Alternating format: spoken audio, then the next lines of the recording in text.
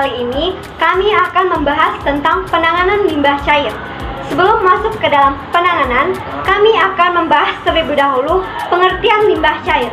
Jadi, limbah cair adalah cairan buangan yang berasal dari rumah tangga, perdagangan, perkantoran, industri, maupun tempat-tempat umum lainnya yang biasanya mengandung bahan-bahan atau zat-zat yang dapat membahayakan kesehatan manusia serta mengganggu kelestarian lingkungan hidup. Limbah cair terdiri dari bahan kimia organik dan anorganik dengan konsentrasi dan kuantitas tertentu, dan limbah dapat berdampak negatif terhadap lingkungan, terutama bagi kesehatan manusia, sehingga perlu dilakukan penanganan terhadap limbah cair. Selanjutnya, ada jenis-jenis dan contoh limbah cair. Yang pertama, ada limbah cair domestik. Limbah cair domestik adalah limbah yang dibuang ke dalam tangki septik yang ada di rumah teman-teman. Jenis limbah ini adalah hasil produk alami tubuh manusia, yaitu kotoran manusia. Contoh limbah cair domestik adalah air deterjen sisa cucian, air sabun, dan air tinja. Limbah cair komersial adalah limbah yang dihasilkan oleh produk komersial seperti toilet portabel, tangki penampungan limbah cair, atau perangkap lemak makanan yang digunakan restoran. Limbah jenis ini seringkali mengandung zat berbahaya seperti zat yang mudah terbakar dan campuran limbah cair dan padat. Yang ketiga, limbah cair industri. Limbah cair industri adalah hasil kegiatan memproduksi suatu barang yang dibutuhkan oleh manusia. Limbah yang dihasilkan kebanyakan berupa zat kimia yang berbahaya, tidak hanya berbahaya bagi lingkungan, tapi berbahaya juga bagi manusia. Yang keempat, limbah air hujan. Limbah air hujan adalah limbah cair yang berasal dari limpasan atau kelebihan curah hujan yang mengalir di atas permukaan tanah. Yang kelima, limbah sisa cucian daging. Limbah jenis ini juga mencemari lingkungan, apalagi daging banyak mengandung bakteri dari kuman, sehingga mencemari saluran pembuangan dan mengontaminasinya.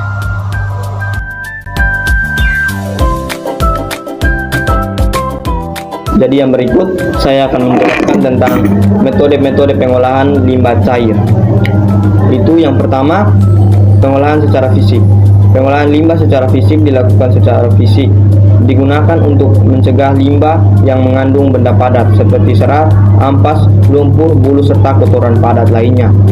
Cara ini disebut dengan cara pengolahan limbah secara mekanis yang terdiri dari penyaringan, pengambilan buihnya, pengembangan, dan sedimentasi. Yang berikut, pengolahan secara kimiawi. Pengolahan secara kimiawi banyak dilakukan dengan cara penambahan reaksi kimia tertentu yang sesuai dengan karakteristik bahan limbah seperti naturalisasi, presipitasi, dan pemisahan. Pengolahan secara kimiawi dapat berupa pengentalan dan kehilangan bau, dan sterilisasi akan mematikan hama. Yang berikut, pengolahan secara biologi. Pada umumnya, pengolahan secara biologi dipergunakan untuk mereduksi atau menurunkan kadar pencemaran organik dalam air limbah dengan cara menggunakan dan memanfaatkan keaktifan mikroorganisme, misalnya dengan lumpur aktif dalam kurung activated tinggal, yaitu saringan menetes, dalam kurung tracking filter, ulang stabilisasi, dan sebagainya.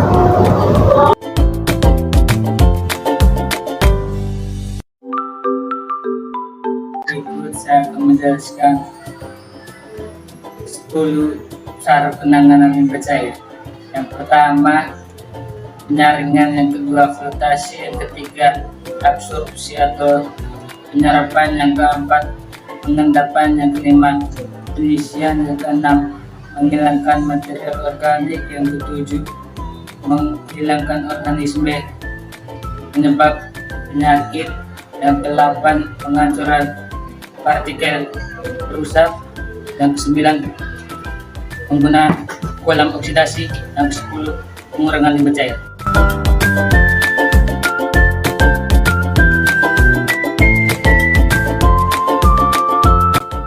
Sistem penanganan limbah cair domestik. Limbah cair domestik ada yang berbahaya, ada pula yang tidak berbahaya. Limbah cair yang tidak berbahaya, misalnya air bekas cucian beras dan sayuran yang dapat dimanfaatkan untuk menyirami tanaman. Dalam limbah cair domestik, terdapat limbah cair yang berbahaya, yaitu tinja manusia. Penanganan limbah tinja manusia dapat dilakukan dengan 4 metode.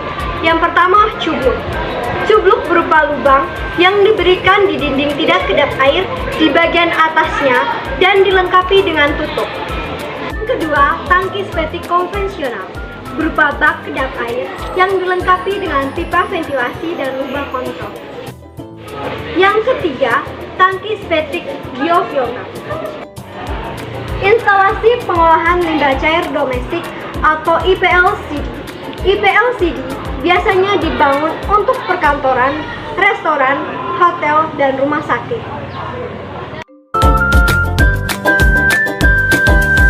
Yang kedua, penanganan limbah cair industri. Sistem penanganan limbah cair industri dapat dilakukan melalui penanganan sistem setempat dan sistem terpusat. A.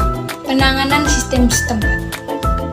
Pada umumnya, membutuhkan biaya yang besar. Limbah yang dihasilkan diusahakan sedikit dan dapat diolah kembali. B. Penanganan sistem terpusat.